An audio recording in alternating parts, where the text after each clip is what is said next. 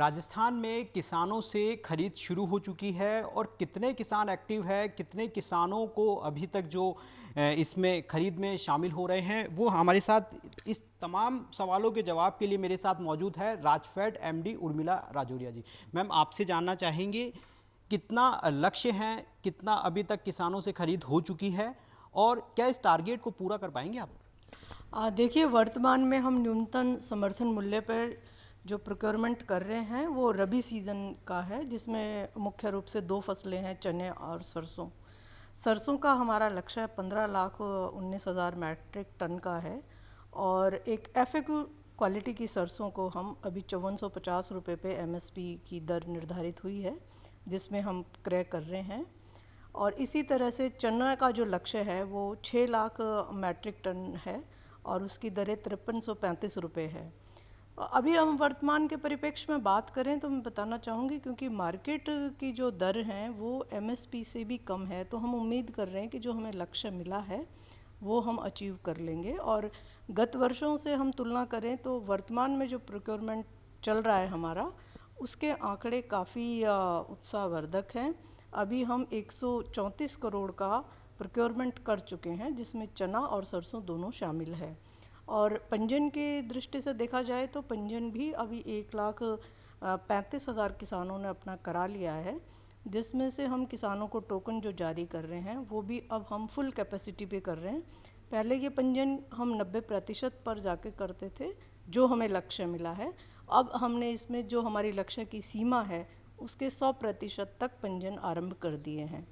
किसानों की सुविधा के लिए मैं बताना चाहूँगी कि पहले किसानों को जब हम पंजीयन करने के बाद एक टोकन जारी करते थे और एक निश्चित समय देते थे, जिसमें 7 से 10 दिन के अंदर आके किसान अपना माल तुलवा सकता था। अब हमने इस समय सीमा को हटा दिया है, उसमें शिथिलता दी जा चुकी है। अब ड्यूरिंग सीजन, पूरे रबी के सीज़न के दौरान किसान किसी भी दिन अपनी सुविधा अनुसार अपना माल उत्पाद हमको बेच सकता है। तो वो हम प्रोक्योरमेंट इस तरह से इसको बढ़ाने का प्रयास कर रहे हैं।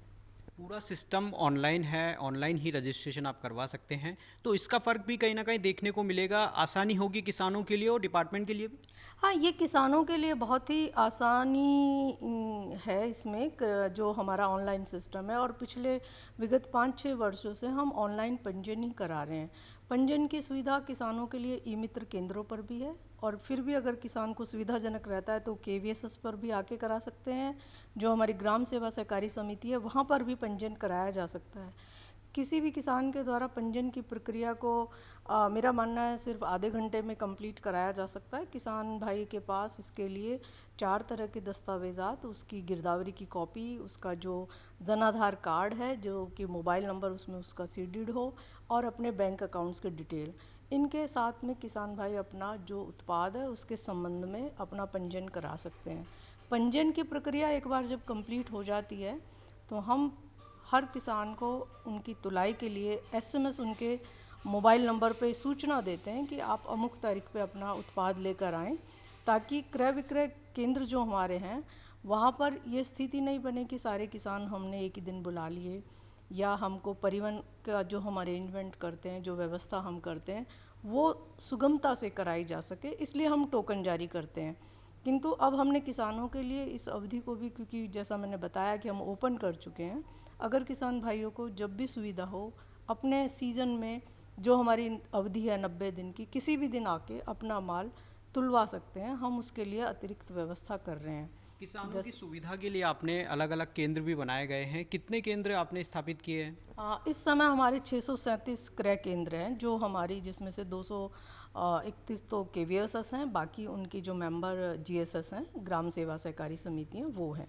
इसके अतिरिक्त भी अगर कोई डिमांड आती है, जैसे जिला कलेक्टर महोदय कहते हैं, या जनप्रतिनिधियों की या किसानों की अपनी कोई मांग इस तरह की आती है कि उनको अधिक दूरी पर जाकर अपना माल बेचना पड़ रहा है, तो हम उसको भी कंसीडर करते हैं, और ये क्रय केंद्रों की जो संख्या है वो आवश्यकता अनुसार बढ़ाई जा सकती है। इसमें ये देखने को मिलता है कि भुगतान कैसे किया जाए किसानों को, सब क्योंकि सबसे ज़्यादा प्रॉब्लम उनको या फिर उनको वेट करना पड़ता है, तो भुगतान किस तरह से किया जा रहा है अभी? देखिए, जैसे पंजीयन हमारा ऑनलाइन है, भुगतान भी हमारा ऑनलाइन ही है, और किसानों के लिए इसमें बहुत ही सुविधाजनक है अपना भुगतान प्राप्त करने की जो प्रक्रिया है। जैसे ही हमारा क्रय केंद्र पे किसानों का उत्पाद ले लिया जाता है, उसकी तुलाई हो जाती है, तो हम पहले से ही एच.एन.टी. के टेंडर करके रखते हैं, परिवहन की व्यवस्था हम करते हैं। उनका जो उत्पाद वेयर हाउस में जब जमा हो जाता है, तो वेयर हाउस द्वारा एक WR वेयर हाउस रिसिप्ट जारी की जाती है, जिसको हमारे क्षेत्रीय अधिकारी प्रमाणित करते हैं। वो हमारे मुख्यालय राजफेड में प्राप्त हो जाती है। उसके तुरंत बाद हम बैंकों को वो राशि रिलीज़ कर देते हैं और किसानों को आसानी से उनके बैंक अकाउंट में सीधा, कह सकते हैं DBT है, भुगतान प्राप्त हो जाता है। इसको लेकर किसी किसान को कोई समस्या नहीं आती। कोई 1-2 केसेस हैं जिनमें फेल्योर हो जाता है। कभी कभी कोई किसान भाई अपना बैंक अकाउंट नंबर लिखने में या उनके द्वारा जो जानकारी दी जाती है, अगर वो कोई नंबर गलत इंदराज हो जाता है, सिर्फ उसी स्थिति में बैंक से फेल्योर के केसेस आते हैं, जिनका नंबर बहुत ही कम है। उसके लिए कोई टोल फ्री नंबर बनाया आपने? हाँ, हमारा एक टोल फ्री नंबर है जो अभी हम 2 पारियों में चला रहे हैं। प्रातः 8 बजे से रात्रि 8 बजे तक कोई भी किसान भाई अगर इस तरह की उनको कोई प्रॉब्लम आती है तो वो उस टोल फ्री नंबर पे कॉल कर सकते हैं। पर मैं आपको बताना चाहूँगी कि ऐसी कोई शिकायत हमें प्राप्त नहीं हो रही है।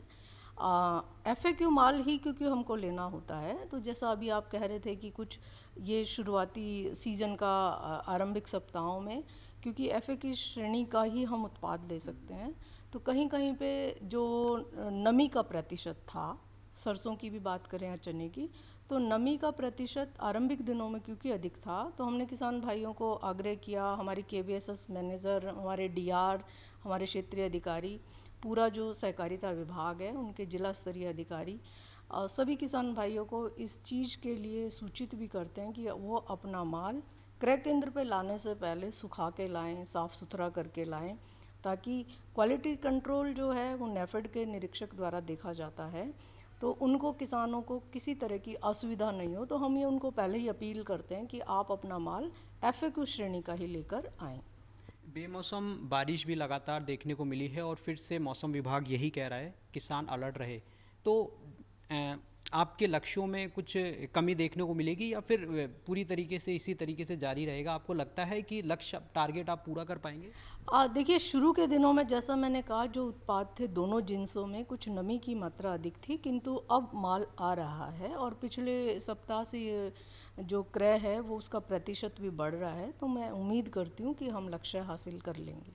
कुछ मैसेज देना चाहेंगे किसानों को जी राजस्थान के माध्यम से? मैं सभी किसान भाइयों को इस प्लेटफॉर्म के माध्यम से यही कहना चाहती हूँ कि हम आपका जितना उत्पाद है वो MSP पे क्रय करेंगे। आपके लिए एक सुविधा है और बाज़ार की दरों से भी MSP की दरें अधिक हैं, तो आप अपना FAQ श्रेणी का माल उत्पाद बेचने के लिए क्रय केंद्रों पर आएँ।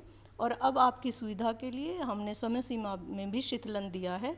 आप क्रय अवधि के दौरान जून तक अपना उत्पाद लेकर आएँ और वो हम MSP पे क्रय करेंगे। हमसे बातचीत करने के लिए शुक्रिया। तो बिल्कुल साफ तौर पर किसान जो है लगातार आप क्रय केंद्रों पर आइए और आपके लिए यहाँ पर टोल फ्री नंबर भी जारी किया गया है, ताकि आपको कोई शिकायत हो तो आप इस नंबर्स पर भी संपर्क कर सकते हैं।